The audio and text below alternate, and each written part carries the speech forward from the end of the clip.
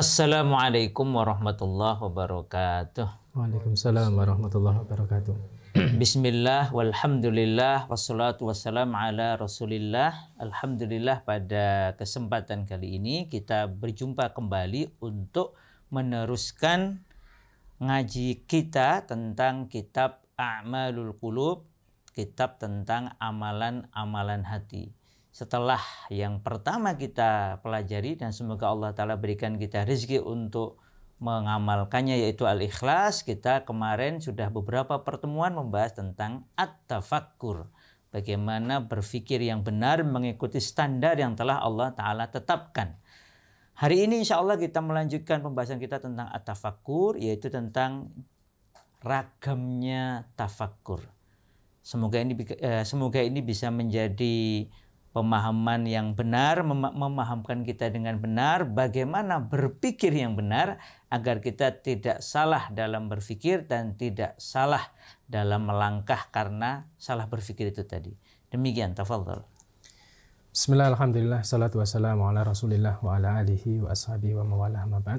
Kita lanjutkan pembahasan kita, bahas kitab A'malul Qulub karya Syekh Al-Munajjid hafidhahullahu ta'ala. Kata beliau, anwa'ul tafakkur wa majalatihi, jenis-jenis tafakur dan ruang lingkupnya. Qala musannif hafidhahullahu ta'ala, innalit tafakkuri khududan, sesungguhnya tafakur itu memiliki batasan-batasan. Yajibu alal muslim an yaqafa indaha, jadi wajib bagi setiap muslim untuk memperhatikan dan berhenti pada batasan tersebut. Fala yastatu fi tafkirihi ba'idan, mereka tidak boleh melampaui batas, tidak boleh terlalu jauh melampaui batasnya. Fa'alaihi an la yatafakkaru fi dzatillahi subhanahu wa ta'ala wa la yatafakkaru fi kaifiyati sifatihi. Misalnya apa? Tidak boleh bagi seorang muslim itu untuk memikirkan zatnya Allah, membahas tentang zatnya Allah. Allah itu terbuat dari apa misalnya, dari seperti apa hakikatnya, maka itu sudah melampaui batas, itu tidak boleh. Kemudian juga tidak boleh memikirkan bagaimana sifat Allah. Kaifiyati sifat maksudnya kalau dikatakan bahwa Allah itu melihat, terus dipikir melihatnya kira-kira seperti apa ya. Kalau makhluk aja melihatnya begini kira-kira, nah itu malah justru berpotensi itu berarti sudah melanggar batasnya ya. Melanggar batas. Nanti malah apa istilahnya, jadi melakukan personifikasi, dan itu kan haram. Makanya kalau berkaitan dengan sifat-sifat Allah, kita kembali kepada kaidah yang disampaikan oleh Imam Malik ketika ditanya tentang istiwa itu. Jadi pokoknya berkaitan dengan sifat Allah itu ma'ruf.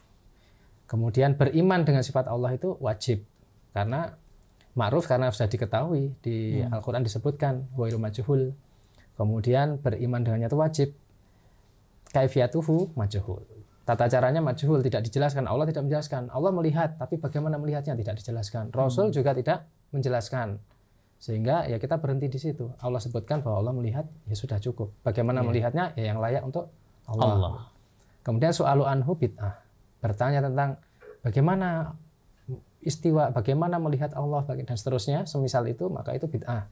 Karena apa? Para sahabat yang mereka itu mendampingi Rasul, itu aja tidak ada yang bertanya, tidak ada riwayat yang kemudian menjelaskan bahwa Pak sahabat menanyakan soal seperti itu.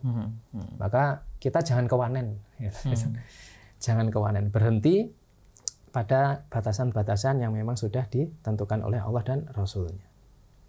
Jadi tafakur, boleh tafakur yang lain kecuali zatnya Allah, kemudian mengkaifiyahkan bagaimana Allah, sifatnya seperti apa, nah itu termasuk yang terlarang. An Ibni Umar radhiyallahu anhu maqala qala Rasulullah sallallahu alaihi wasallam tafakkaru fi alaillah wala tafakkaru fillahi azza wajalla. Kata Rasul, kalian tuh bertafakurlah, pikirkanlah, renungkanlah nikmat-nikmat Allah. Ala itu maknanya nikmat. Karunia Allah itu yang menjadi objek, menjadi ruang lingkup area berpikir kita. Jadi itu yang menjadi ruang studi kita. Wala tafakkaru fillahi azza wajalla. Jangan berpikir, jangan mentadaburi, maksudnya memikirkan tentang zatnya Allah. Wa an Ibnu Abbasin radhiyallahu anhu maqala tafakkaru fi kulli syai'in wala tafakkaru fillah.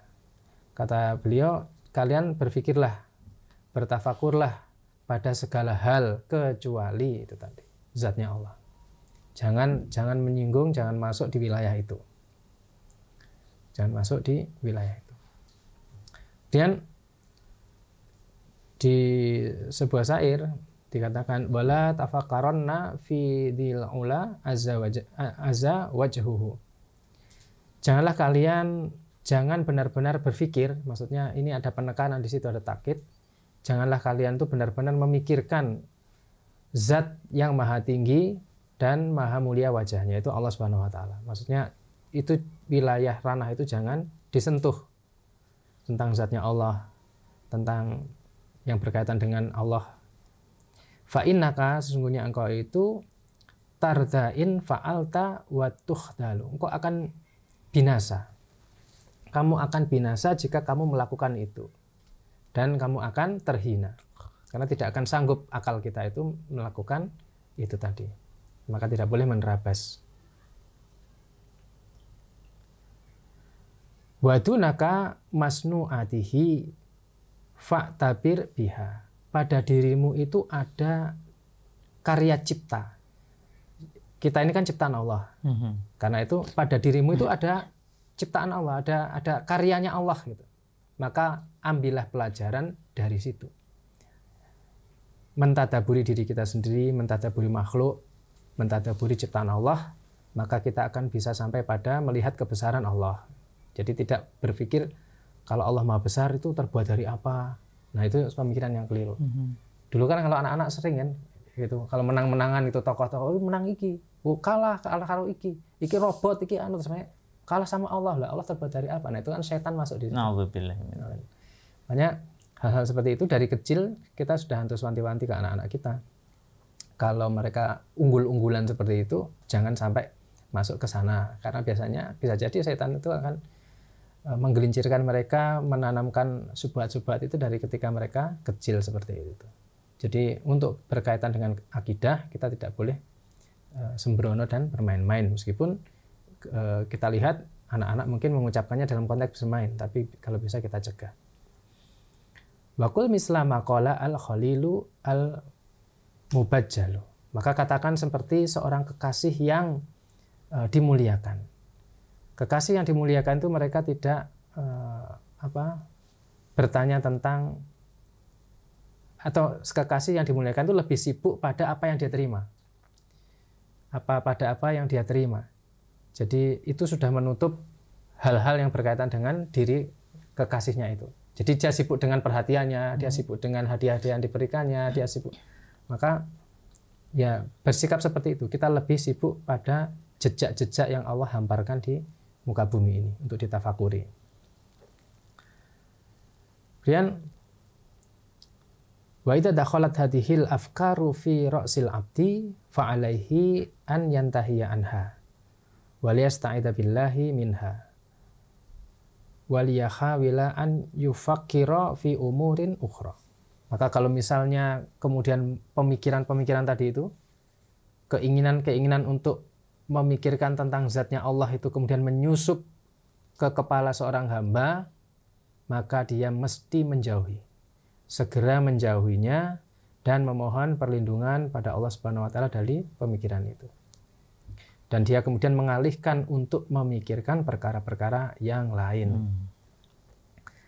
Itu harus dialihkan, tidak kemudian malah dituruti. Meskipun mungkin ada hasutan-hasutan bahwa kalau bisa memikirkan itu berarti makrifat, keren misalnya. Oh, itu bahaya sekali.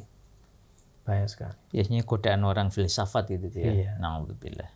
Jadi kalau bisa memikirkan itu, tahu terus kemudian makrifat misalnya. Oh, sudah menyatu, misalnya hal-hal seperti itu bahaya. Mending tidak usah dekat-dekat. Apalagi kita orang-orang awam yang sedang belajar seperti ini, kita ikuti batasan-batasan Allah. Ini sudah berhenti di sini. Para sahabat dulu juga berhenti di sini, kita ikuti. Amma tafakkur fi ma'ani asma'illahi wa sifatihi duna bakhsi anil kaifiyati fahada amrun matlubun. Adapun memikirkan makna-makna nama-nama Allah, sifat-sifat Allah tanpa membahas kaifiyahnya, Allah Maha melihat, Allah Maha mendengar, dan tidak membahas bagaimana melihat, bagaimana mendengarnya, cuma makna-maknanya, kemudian sifat-sifat Allah, maka ini adalah perkara yang memang diharapkan, yang dituntut kita itu untuk mempelajarinya. Li'anna man yata'ammala ala sabili misal fi makna ilmillahi syamili likulli syai' wa muraqabatillahi lahu wa itla'uhu alaihi yakutu dzalika ila khaufi minhu subhanahu wal bu'ti amma yashutuhu. Kalau misalnya seseorang itu dia kemudian memperhatikan, menelaah, contohnya makna bahwa Allah itu mengetahui segala sesuatu, ilmunya meliputi segala sesuatu, dan Allah itu senantiasa mengawasi dirinya. Kemudian Allah mengetahui secara detail apa yang ada pada dirinya. Maka pemahaman dia terhadap sifat-sifat Allah, terhadap sifat Allah seperti itu, akan mengantarkan dia kepada rasa takut kepada Allah Subhanahu wa Ta'ala. Nah, memikirkan yang seperti ini boleh. Tafakur, memahami makna-makna nama Allah, sifat-sifat Allah, yang itu mengantarkan dia akhirnya ta'zim, karena melihat ternyata kekuasaan Allah luar biasa, dan menuntun dia muncul rasa takut pada Allah Subhanahu wa Ta'ala. Nah, ini yang diharapkan. Kemudian akhirnya juga bisa mendorong dia untuk menjauhi perkara-perkara yang memunculkan, bisa mengakibatkan kemurkaan Allah. Maka ini yang diharapkan. Kama anal insana qad yatafakkaru fi asya'i la tufiduhu. Sebab apa? Sebagian orang itu kadang dia memikirkan hal-hal yang tidak bermanfaat, tidak ada faedahnya buat dirinya. La dunyawiyan wala ukhrawiyan. Baik urusan duniawi maupun ukhrawi, tidak bermanfaat. Bal tadurruhu. Bahkan kadang-kadang mereka itu memikirkan hal-hal yang justru membahayakan dirinya. Fa'tafakaru masalan fi kaifiyati ibda'il al-la'ib al-fulani fi la'ibihi. Misalnya ketika memperhatikan si fulan itu dia bisa melakukan permainan-permainan. Gimana ya dulu itu dia mengawali kok bisa punya keahlian bermain ini misalnya. Au fi kaifiyati ada'il mutribi fulani fi aghaniyah fi aghanihi. Kemudian bagaimana cara si fulan ini kok dia bisa bernyanyi semerdu itu misalnya. Bisa punya kemampuan menyanyi seperti itu, membuat lagu seperti itu. Au fi tariqati tamsili mumassil fi aflamihi wa musalsalatihi. Atau misalnya memikirkan tentang kemampuan aktor itu kok bisa dia acting seperti itu di film-filmnya ataupun di sinetron-sinetronnya. Maka ini termasuk memikirkan hal-hal yang tidak berfaedah. Apalagi waqad yara imra'atan ajnabiyatan anhu fa yatafakkaru fi jamaliha wa makhasaniha wa yadhabu aqluhu wa qalbuhu syarqan wa ghurban fi tafakkuri fiha. Atau dia memandang seorang perempuan, kemudian dia terkenang-kenang memikirkan kecantikannya, pesonanya, dan akalnya akhirnya apa? Kesana kemari. Akal dan hatinya ke timur ke barat, maksudnya berbolak-balik kesana kemari karena sibuk memikirkan dia, memikirkan perempuan itu. Wa tafakkur wa asbahuhu madmumun aklan wa syar'an. Karena itu memikirkan yang seperti itu dan yang semisalnya ini adalah tercela, termasuk hal yang tercela baik secara akal maupun secara syariat. Ini diantara batasan-batasannya. Kemudian wa tafakkur al-mahmudah. Dan tafakur yang terpuji yang seperti apa? Wa tafakkur alladhi yuwassilu al-abdu ila samaratihi wa fawaidihi. Tafakur yang terpuji itu yang bisa membawa seorang hamba mendapatkan buah-buah dan faedah-faedah. Masya Allah. Itu tafakur yang terpuji. Mungkin kalau ini tidak dirinci, orang bisa aja. Itu kan subjektif. Buat saya memikirkan film-film cara itu berfaedah, kan bisa begitu kan? Kalau tidak dirinci, apa yang dimaksud dengan faedah sebenarnya? Kapan sesuatu itu disebut berfaedah? Karena kalau itu tidak dijelaskan, akhirnya orang menggunakan standar subjektivitasnya. Ya, faedahmu itu beda dengan faedahku. Oh, kamu sukanya ngaji ya faedahmu begitu, aku sukanya begini.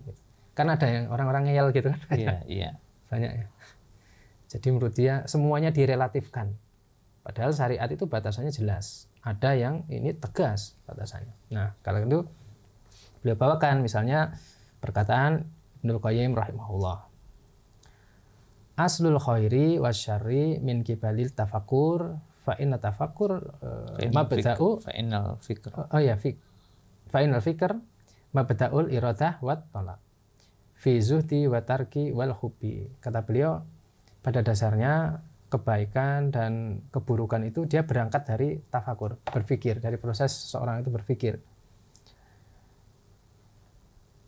Karena proses berpikir itu yang kemudian memicu munculnya keinginan dan tuntutan-tuntutan dia. Apa dia akan menjadi zuhud, apa dia meninggalkan dunia, apakah dia akan mencintai dunia, dan seterusnya. Karena itu, apa yang mesti dijadikan tolak ukurnya agar sesuatu itu kalau kita berpikir ini masuk kategori yang memang berfaedah dan tidak, maka sebenarnya secara ringkas itu dikembalikan kepada untuk apa kita dihadirkan Allah di dunia ini. Kan pasti ke arah sana akhirnya. Yang disebutkan di bawahnya nanti itu kalau kita tarik nanti akan ke situ, bahwa wa ma khalaqatul jinna wal insa illa liya'budun, untuk beribadah. Jadi aktivitas kita itu semuanya adalah turunan yang mendukung bagaimana proses seseorang itu bisa beribadah pada Allah Subhanahu wa taala. Karena itu kata beliau di sini dikatakan wa anfa'u al-fikr. Pikiran-pikiran yang paling bermanfaat itu seperti apa? Beliau membagi menjadi 8 poin dalam 2 kelompok, dalam 2 himpunan. Yang pertama al-fikru fi masalihil ma'ad, yaitu pikiran-pikiran yang itu ditujukan untuk mencari kemaslahatan akhirat. Bagaimana bisa nanti di akhirat itu kita mendapat maslahat. Yang kedua, wa fi turukil ijtila biha, dan bagaimana kita bisa mendapatkan maslahat akhirat itu. Yang kedua, hal-hal yang bisa menjadikan kita nanti di akhirat maslahat, terus bagaimana mendapatkannya. Dan yang ketiga, wa fi taf'i mafasid al-ma'ad, dan mencegah kerusakan yang bisa menimbulkan kerusakan di akhirat kita. Wa fi turukil ijtina biha, dan jalan-jalan yang mengantarkan ke sana itu dijauhi, yaitu jalan-jalan yang merusak akhirat itu dijauhi. Ini kelompok himpunan pikiran yang pertama. Ada 4 poin di situ. Fahadi arba'atu afkari hiya ajallul afkar. Nah, pemikiran-pemikiran tadi, ada 4 poin tadi itu adalah pemikiran yang paling tinggi. Wa yaliha arba'atun. Berikutnya ada 4 lagi titik poinnya. Yang pertama, fikru fi masalihid dunya, yaitu memikirkan tentang kemaslahatan dunia. Apa saja yang bisa membuat dunia ini maslahat. Wa fikru fi turuki taksiliha.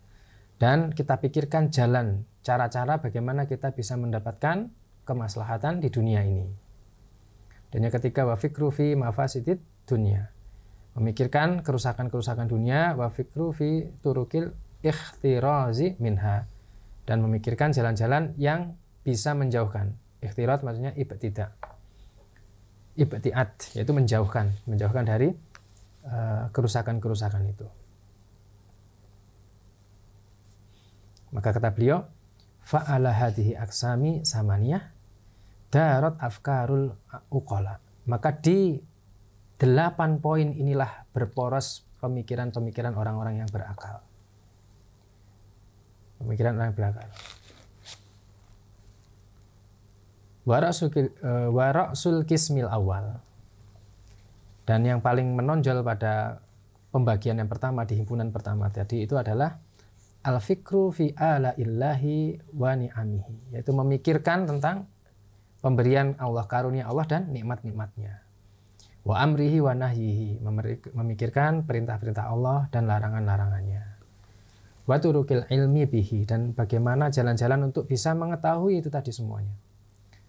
Wa bi asma'ihi, kemudian nama-nama Allah, wa sifatihi, sifat-sifat Allah, min kitabihi wa sunnati nabihi, dari Al-Quran dan sunnah Nabi, wa ma walahuma, dan dari hal-hal yang mendukung keduanya itu. Jadi kalau kita perhatikan dari dua himpunan yang terdiri dari 8 poin itu sebenarnya muaranya adalah ini urusan ini apa perkara agama gitu. Mulai dari apa yang menjadikan akhirat itu maslahat jelas, berarti iman itu kan, ini perkara iman, taksisul akidah, pendasaran akidah, kemudian mensahihkan akidah sampai kemudian bisa mengetahui hal-hal yang bisa mendatangkan maslahat bagi akhiratnya. Karena ujung-ujungnya ya tauhid sebenarnya. Iya. Kemudian himpunan yang kedua, bagaimana cara mengetahui sesuatu yang maslahat bagi dunia? Allah sudah memberikan petunjuk juga. Artinya kita harus mengetahui halal haram. Ya. Iya. Karena memang tidak mungkin tercapai akhirat kecuali dengan Dunia yang memanfaatkan maslahat. dunia. Iya ya. Ad-dunya mazra'ah lil akhirah. Dan untuk tahu maslahatannya, kita harus tahu halal haram minimal kan itu. Betul. Ini tidak boleh, ini boleh. Akhirnya dengan situ kita bisa dapat manfaat ya. Jadi semua ini porosnya adalah din. Jadi porosnya adalah din. Kita tafakur di situ. Bahkan nanti misalnya kita ajari anak-anak kita memikirkan tentang penciptaan alam, tentang proses terjadinya janin, nanti dibahas di belakang, insya Allah akan dibahas. Dan itu luar biasa pembahasan beliau. Itu semuanya juga muaranya ke sana. Bukan sekedar meneliti ketika memotong daun ada penampang daun, ternyata tipis, daun yang tipis itu kalau kita perbesar dengan mikroskop berapa kekuatannya itu bisa lihat ada kloroplas, ada ini. Hanya berhenti pada takjub itu dan kita tidak tahu, tidak bisa menghubungkan dengan harusnya kan setelah takjub kan kita berpikir siapa yang buat begini gitu ya. Termasuk rangkaian seorang yang kita itu bernapas otomatis, menghirup oksigen, mengeluarkan karbon dioksida. Terus orang itu diciptakan sejak ribuan tahun yang lalu. Binatang juga seperti itu mekanismenya. Itu kan berarti gas buangnya banyak sekali, belum polusi. Itu kok tetap ada oksigen, dari mana? Harusnya kalau dia, apalagi dia misalnya paham tentang sistem produksi di perusahaan, misalnya kaitan mesin ini dengan mesin itu, mereka ini keren karena apa? Antara unit blok mesin ini bisa menghasilkan ini nanti tersambung. Lah alam ini kurang apa lagi? Kita bernafas membutuhkan oksigen, ternyata Allah ciptakan pohon. Yang pohon itu bisa diantara fungsinya daun-daun itu memproduksi itu tadi. Itu kan sebuah keteraturan. Terus ketika mulai banyak yang menebang pohon, terjadi global warming dan seterusnya. Itu kan berarti ketika satu mata rantai yang teratur ini dirusak, rusaklah ekosistem. Nah itu siapa yang mengatur dulu gitu? Kenapa tidak berpikir ke sana? Jadi ingat ya ayat pertama Al-Alaq itu Iqra bismi rabbikal ladzi khalaq. Jadi harusnya semua pembacaan itu harus menyampaikan kepada Allah yang Al-Khaliq ya, betul. Menarik. Emang harus berpikir dengan benar ya. Fama hiya al-majalat allati yumkin lil insan bitafakkur fiha an yasila ila faidah wa samara. Maka apa saja ruang lingkup yang memungkinkan seorang itu bisa nanti mendapatkan faedah-faedah dan buah-buahan itu. Maksudnya buah-buah dari faedah berpikirnya itu. Fama hiya al-asya allati ida a'mala al-muslim fiha aqluhu wa qalbuhu kharaja minha binatijatin waribhin. Jadi apa saja yang nanti bisa menyampaikan akal dan hatinya itu sehingga keluar hasil yang bermanfaat baginya. Nah itu nanti dibahas di poin berikutnya. Masya Allah. Ini prolog yang luar biasa ini ya. Jadi ternyata berpikir itu sudah Allah Ta'ala atur ya. Allah beri bimbingan bagaimana agar kita sebagai orang beriman ini berpikir dengan benar. Apa saja yang harus kita pikirkan dan bahkan sampai diberi batasan. Hal-hal yang tidak boleh kita terabas. Hal yang tidak boleh kita langgar batasnya. Sehingga berpikir itu memang akan menyampaikan kita kepada kemuliaan sebagai makhluk. Bukan sebagai kehinaan. Na'udzubillah min dzalik. Demikian semoga bermanfaat, semoga Allah Ta'ala berikan kita cara berpikir yang benar yang mengantarkan kita tadi kepada kebaikan dunia dan akhirat. Aku qouli hadza wa astaghfirullahi wa lakum. Insyaallah kita berjumpa di lain kesempatan. Wabillahi taufik wal hidayah. Wassalamualaikum warahmatullahi wabarakatuh. Waalaikumsalam warahmatullahi wabarakatuh.